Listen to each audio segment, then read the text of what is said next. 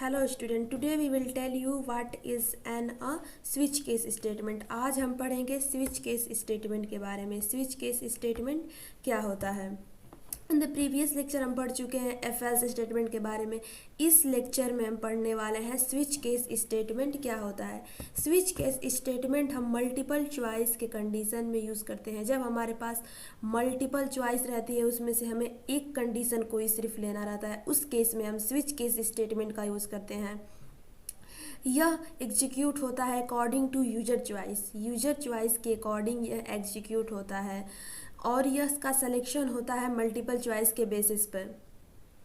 इसका हम switch expression, इसका सिंपल सिंटेक्स यही है कि स्विच उसके बाद एक्सप्रेशन लिखेंगे। एक्सप्रेशन के अंदर कोई भी वेरिएबल लिखेंगे, जैसे कि एक्सप्रेशन में एक्स वेरिएबल है, इसमें एक्स वेरिएबल, उसके बाद कोड लिखेंगे। अगर वह कोड केस एक्स हमने इनपुट किया, केस यूज़र ने एक्स इनपुट किया और एक्स इनपुट किया, अगर एक्स के अंदर का प्रिंट हो जाएगा। अगर एक्स नहीं इनपुट करके उसने वाई इनपुट किया यूज़र ने, तो उस केस में हमारा केस वाई के बॉडी के अंदर का जो भी प्रोग्राम लिखा है वह एग्जीक्यूट होगा। अगर ना ही हमने एक्स इनपुट किया, ना ही हमने वाई इनपुट किया, उस केस में हमारा डिफ़ॉल्ट प्रिंट हो जाएगा और उसके बाद रिटर्न 0 पर जाकर कोड हमारा ख़त्म हो जाएगा, एग्जीक्यूट हो जाएगा।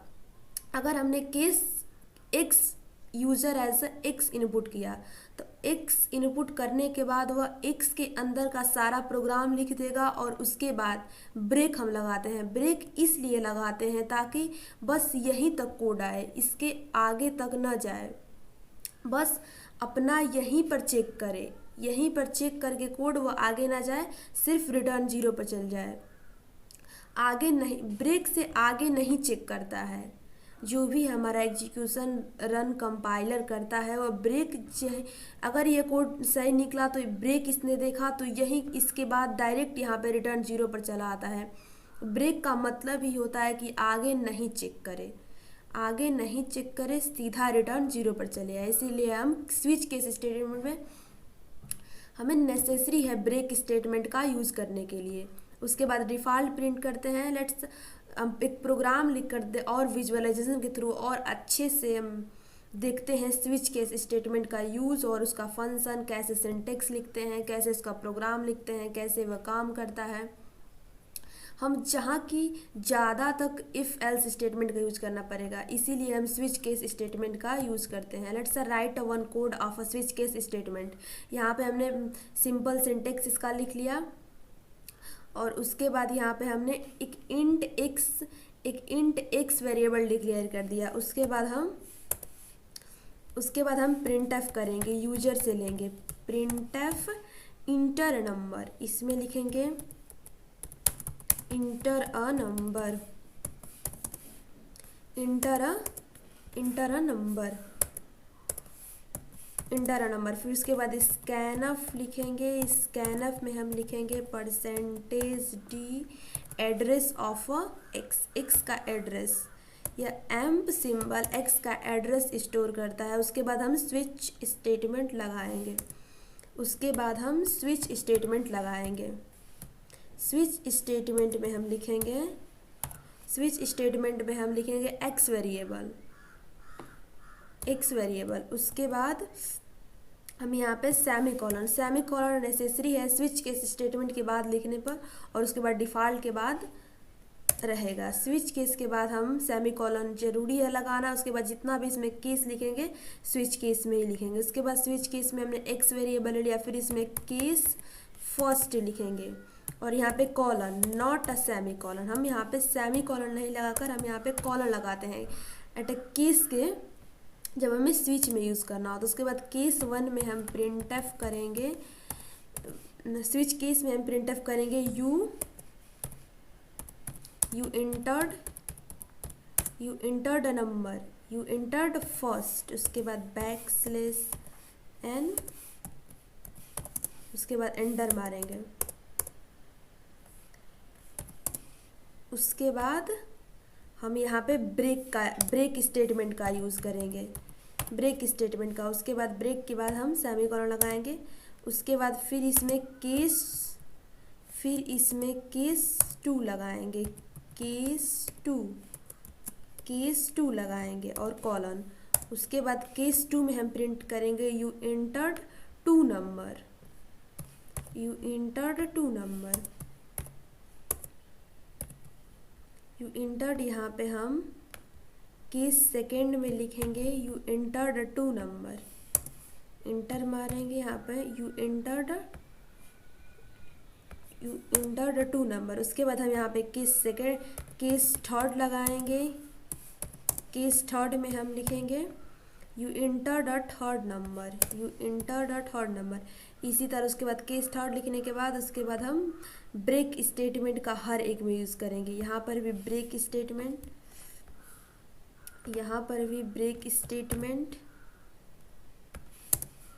यहाँ पर ब्रेक स्टेटमेंट, फिर यहाँ पर ब्रेक स्टेटमेंट। उसके बाद अब हम डिफ़ॉल्ट का यूज़ करेंगे, डिफ़ॉल्ट, डिफ़ॉल्ट। अगर इसमें से ना ही केस फर्स्ट मैच हुआ, यूजर ने जो भी इनपुट किया, ना ही केस सेकंड मैच हुआ, ना ही केस थर्ड मैच हुआ, उस केस में हमारा डिफ़ॉल्ट पर कर्सर चलाएगा, कंपाइलर चलाएगा और उसके बाद डिफ़ॉल्ट में जो भी लिखा है उसे वह प्रिंट कर देगा। तो इसमें हम लिख देते हैं प्रिंटफ,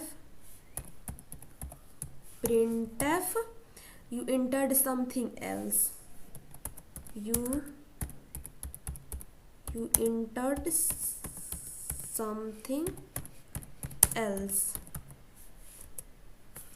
समथिंग एल्स। उसके बाद रिटर्न कर देंगे। उसके बाद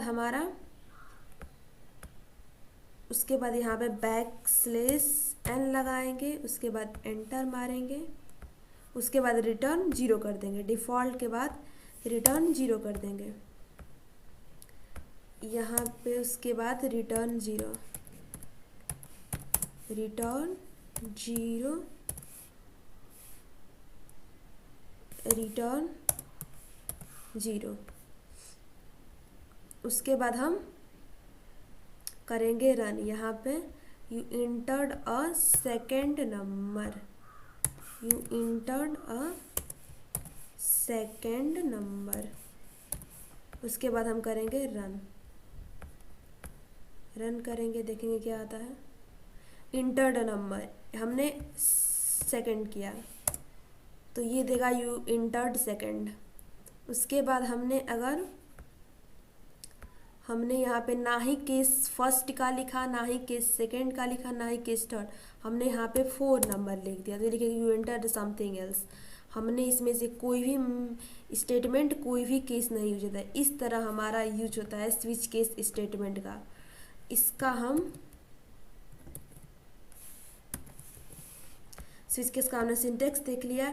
अब इसका हम फ्लो चार्ट समझेंगे। स्विच केस स्टेटमेंट का हम फ्लो चार्ट समझेंगे कि फ्लो चार्ट में कैसे एग्जीक्यूट होता है। उसके बाद हम एग्जाम्पल के एक और साथ और अच्छे से स्विच केस स्टेटमेंट समझेंगे। तो लेट्स अब चलिए समझते हैं हम स्विच केस स्टेटमेंट का flow chart. Let's start a flow chart of a switch case statement। अब switch case statement पढ़ेंगे। हमने switch case statement का ओवरव्यू ले लिया है, सिंटेक्स क्या होता है, वर्क क्या है switch case statement का, कहाँ पर यूज होता है। उसके बाद फ्लो चार्ट समझने के बाद समझेंगे switch case statement का और प्रोग्राम। तो let's understand a flow chart of a switch case statement by a detail, not a deeply। इसे बस समझना है, प्रैक्टिस करने से अपने आप स्विच केस स्टेटमेंट हमारा क्लियर हो जाएगा। तो let's start a flow chart of a switch case statement. पहले क्या होगा, हमारा स्विच बिगिन होगा, पहले हमारा स्विच बिगिन होगा, पहले हमारा स्विच बिगिन होगा, हमारा स्विच पहले स्टार्ट होगा। उसके बाद स्टार्ट होने के बाद हमारा एक्सप्रेशन में एंटर करेगा,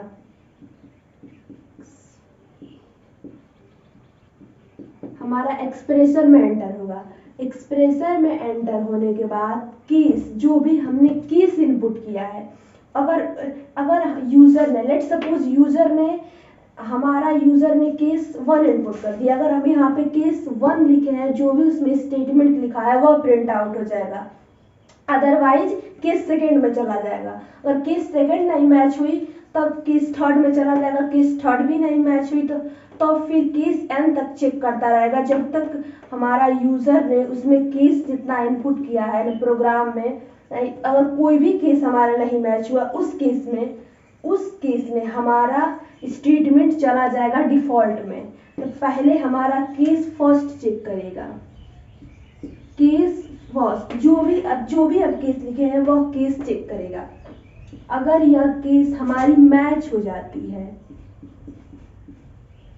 अगर यह हमारी केस मैच हो जाती है तब वह चला जाएगा स्टेटमेंट फर्स्ट में, अदरवाइज वह केस सेकंड को चेक करेगा, चला जाएगा सिंपली स्टेटमेंट फर्स्ट में। अगर यह हमारी केस अगर मैच नहीं होती है तब यह चला आएगा केस सेकंड में। केस फर्स्ट नहीं मैच हुई तो केस सेकंड में चला आएगा। अगर यह केस हमारी अनमैच है, अगर यह केस हमारी अनमैच्ड है तो सिंपली केस सेकंड में चला जाएगा। इसी तरह केस थर्ड चेक करेगा, केस फोर्थ, केस जब तक केस यूजर ने इनपुट किया है, जब तक इसमें प्रिंट आउट हुआ है, केस एन तक चेक करेगा। केस एन का मतलब कोई value, any other value 5, 6, 10, 9 random number, case N तक चेक करेगा। केस एन तक चेक करने के बाद अगर केस एन भी हमारे यूजर ने नहीं इनपुट किया है, उस केस में सब केस को छोड़कर यह डिफॉल्ट पे चला आएगा।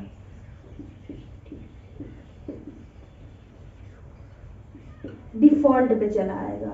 अगर केस सेकंड हमारी मैच कर गई, अगर केस सेकंड हमारी मैच कर गई, let suppose by chance case second match कर गई, तब वो हमारा प्रिंट कर देगा statement second. Statement second simply यह प्रिंट कर देगा। अगर केस सेकंड अनमैच रह गई तब केस एन में आएगा। अगर केस वन हमारी मैच कर गई, अगर केस एन हमारी मैच कर गई, उस केस में प्रिंट कर देगा statement N. Statement N print out कर देगा। नहीं तो डिफॉल्ट में सिंपली एंटर कर जाएगा। डिफॉल्ट में सिंपली एंटर कर जाएगा। अगर डिफॉल्ट हमारा मैच हुआ तो, डिफॉल्ट अगर हमारा मैच हुआ तब। और इस केस के बाद सबके हम ब्रेक का स्टेटमेंट का यूज करते हैं। ब्रेक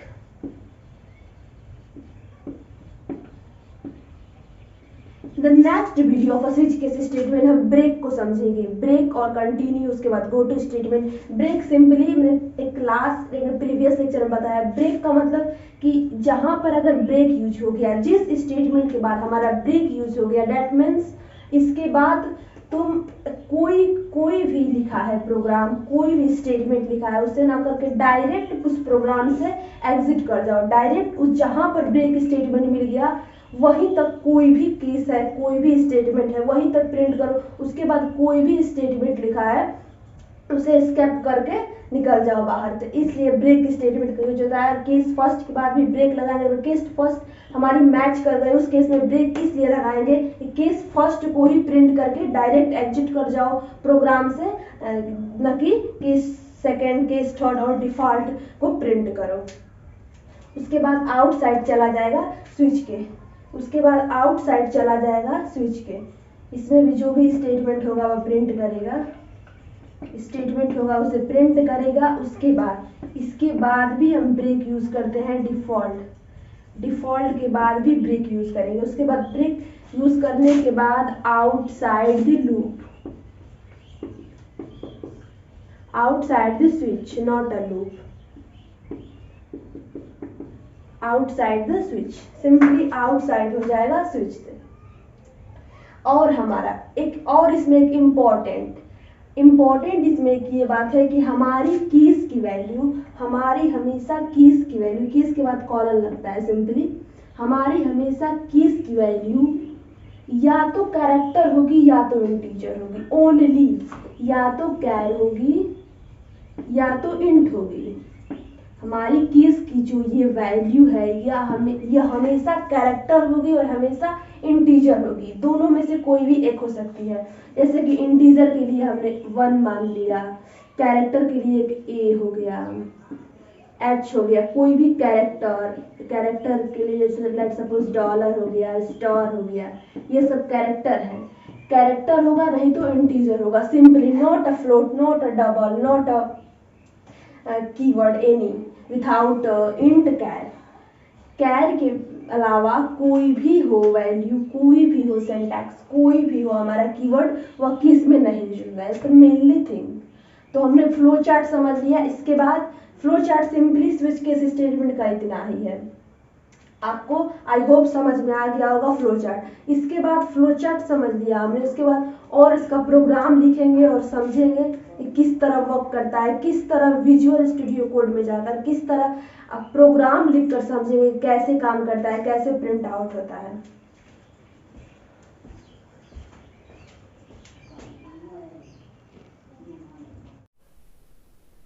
हमने फ्लो चार्ट समझ लिया स्विच केस स्टेटमेंट का। अब हम एक और प्रोग्राम लिखकर समझेंगे और अच्छे से स्विच केस स्टेटमेंट को। The let's write one code of a switch case statement. एक हमने फ्लो चार्ट समझ लिया इन द डिटेल। अब हम एक और प्रोग्राम लिखकर समझेंगे स्विच केस स्टेटमेंट का यूज़, स्विच केस स्टेटमेंट का और अच्छे से यूज़ कैसे आता है। तो let's write one code of a switch case statement has include stdio dot h int man enter। उसके बाद हम इसमें एक कैरेक्टर सिर्फ और सिर्फ स्विच केस स्टेटमेंट का यूज इंटीजर के लिए और कैरेक्टर के लिए कर सकते हैं। हम सिर्फ और सिर्फ केस का वैल्यू या तो इंटीजर दे सकते हैं, या तो कैर दे सकते हैं, कैरेक्टर, या तो हम इंटीजर दे सकते हैं या तो कैरेक्टर, नॉट अ फ्लोट। हम केस की value in the switch case statement हम सिर्फ और सिर्फ इंट और कैर का ही यूज करते हैं। स्विच के अंदर हम स्विच के अंदर सिर्फ और सिर्फ इंट कैर का, नॉट अ फ्लोट। हम यहाँ पर जैसे कि switch expression is evaluate once, एक टाइम ही सिर्फ स्विच केस इवैल्यूएट होता है। The value of expression is compared, जो उसमें हम स्विच के अंदर, जो स्विच के बॉडी के अंदर जो भी हम एक्सप्रेशन या फिर कंडीशन लिखे रहते हैं वह कंपेयर होती है हमारी कीज की वैल्यू के साथ। जैसे कि हमने यहाँ पे स्विच में हमने यहाँ पे लिख दिया एज, और यहाँ पे हमने अगर एज लिखा 3, हमने अगर यहाँ पे एज लिखा 3, तो यहाँ पे जो एज है वो उसी से डिफाइन होगा। जैसे कि यहाँ पे हमारा जो भी एक्सप्रेशन स्विच के अंदर लिखी है फिर कंडीशन, वह केस की वैल्यू के साथ कंपेयर होती है। And there match associate block code is execute, उसके बाद ब्लॉक कोड एग्जीक्यूट होता है। ब्रेक स्टेटमेंट ब्रेक आउट करता है स्विच के ब्लॉक को और स्टॉप करता है एग्जीक्यूशन से। अगर हमारी केस फर्स्ट हमने लिखा है स्विच केस स्टेटमेंट में, अगर हमने केस फर्स्ट लिखा है, अगर वह केस फर्स्ट ट्रू हो गई, अगर वह केस फर्स्ट मैच हो गई जो यूज़र ने इनपुट की है, तो हमारा वहीं पे एग्जीक्यूशन स्टॉप हो जाएगा। हमारा ब्रेक की हेल्प से, with the help of a break, हमारा वहीं पे प्रोग्राम स्टॉप हो जाएगा। और डिफ़ॉल्ट स्टेटमेंट का हम यूज़ करते हैं special some condition to run. अगर कोई भी केस नहीं मैच हुई इन द उस कंडीशन में हमारा डिफ़ॉल्ट स्टेटमेंट ही बस एक ऑप्शन बचता है, इसलिए हमारा डिफ़ॉल्ट स्टेटमेंट प्रिंट हो जाता है। आई होप आपको स्विच और उसके केस और डिफ़ॉल्ट समझ में आएगा। Let's write one code of a switch case statement. हम यहाँ पे हम लिखेंगे कैर। एक कैर हमने इंटीजर, हमने फर्स्ट टाइम्स हमने इंटीजर का यूज़ करके एक प्रोग्राम लिखा स्विच केस स्टेटमेंट। इस बार हम कैर का यूज करेंगे, एक कैर बनाएंगे जिसकी वैल्यू में सी देंगे, उसके बाद सेमीकोलन लगाएंगे, उसके बाद प्रिंटएफ लिखेंगे। प्रिंटएफ के अंदर लिखेंगे हम इंटर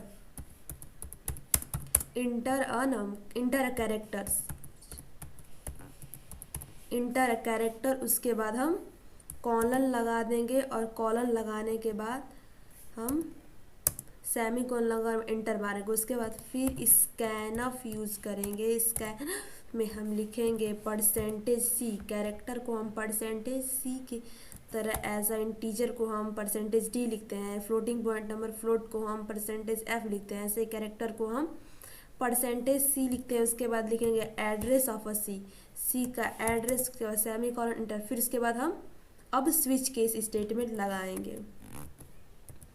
स्विच लगाएंगे, स्विच के अंदर हम लिखेंगे सी, जो भी हमने एक्सप्रेशन है, कंडीशन है, वैल्यू है, वो लिखेंगे। उसके बाद इसमें हम केस केस केस अगर ए है, अगर हमारी केस ए है, उसके बाद हम कॉलन लगा देंगे। अगर केस बी, इसी तरह हम वावेल को प्रिंट करेंगे। उसके बाद हम इंटर मारेंगे, control we, inter, control we, inter, control we, inter, control we, inter, control we, inter, control we, inter, control inter. यहाँ पे हम ए, उसके बाद वावेल हम लिख देंगे यहाँ पे ई, उसके बाद यहाँ पे ए ई आई, यहाँ पे ए, यहाँ पे ई होगा, यहाँ पे आई होगा, ए ई आई ओ यहाँ पे होगा, ओ होगा यहाँ पे। उसके बाद यहाँ पे यू होगा, यहाँ पे यू होगा। उसके बाद हमारा ए कैपिटल लिखेंगे और फिर B capital, A E I O U हम कैपिटल लिखेंगे। यहाँ पे हम कैपिटल लिखेंगे ए, उसके बाद यहाँ पे कैपिटल लिखेंगे बी, कैपिटल लिखेंगे बी। यहाँ पे ए ई आई, यहाँ पे कैपिटल लिखेंगे आई, और फिर यहाँ पे कैपिटल लिखेंगे, यहाँ पे ए ई आई लिखेंगे, और यहाँ पे हम यहाँ पे लिखेंगे यू ए, यहाँ पे लिखेंगे यू के बाद ओ, और यहाँ पे लिखेंगे ई, ए ई यहाँ पे लिखेंगे ई।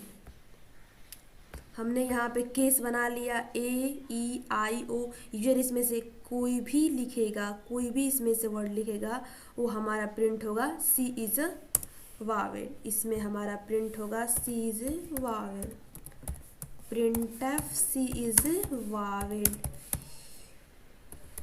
सी इज वावेल हमारा कैपिटल लिखा गया। 1 सेकेंड,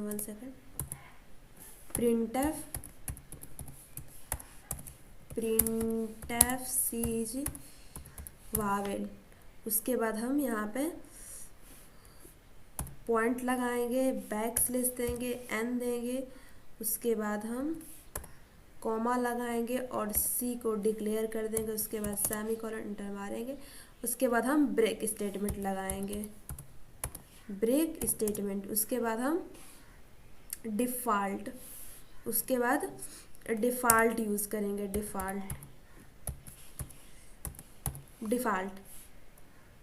डिफ़ॉल्ट के आगे कॉलन लगता है या फिर केस के आगे हमेशा हम कॉलन यूज़ करते हैं। उसके बाद फिर हम प्रिंट एफ करेंगे, इसी के अंदर हम प्रिंट एफ करेंगे।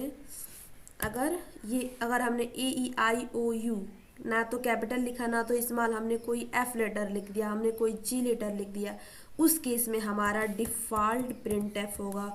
और डिफ़ॉल्ट प्रिंट एफ के अंदर लिखाएगा percentage C is not a vowel, percentage C is not a, percentage C is not a vowel, percentage C is not a vowel. उसके बाद यहाँ पे हमारा कॉमा लगेगा, सी लगेगा, उसके बाद सेमी कॉलन, उसके बाद एंटर मारेंगे। उसके बाद हम यहाँ पे रिटर्न कर देंगे 0, रिटर्न 0। उसके बाद हम यहाँ पे परसेंटेज लगा देंगे। उसके बाद हम कंट्रोल एस से सेव करेंगे। उसके बाद प्रोग्राम को करेंगे रन करेगा तो आगे बोलेगा इंटर ए कैरेक्टर। हमने अगर ए कैरेक्टर को इंटर किया तो हमारा दे देगा C is vowel, A is vowel. अगर हमने यहाँ पे एफ लिख दिया, अगर हमने यहाँ पे एफ लिख दिया तो ये देगा C is not a vowel, F is not a vowel या फिर C is not a vowel. यहाँ पे डिफ़ॉल्ट के अंदर जो हमने लिखा है कि C is a not a vowel. अगर फिर हमने रन किया, हमने कैपिटल ए लिखा तो यहाँ पर दे देगा capital A is a Wavell. इस तरह हम स्विच केस स्टेटमेंट का यूज़ करते हैं और इस तरह हम स्विच केस स्टेटमेंट का यूज़ करके कोई भी प्रोग्राम, हमारा mostly switch case statement use होता है एज अ कॉम्प्लेक्स प्रोग्राम लिखना है, हमें अगर कैलकुलेटर बनाना है उस केस में हम स्विच केस स्टेटमेंट का यूज़ करते हैं। उसके बाद हम पढ़ेंगे इन द नेक्स्ट वीडियो में पढ़ने वाले हैं लूप और लूप के type. Bye bye, thank you so much.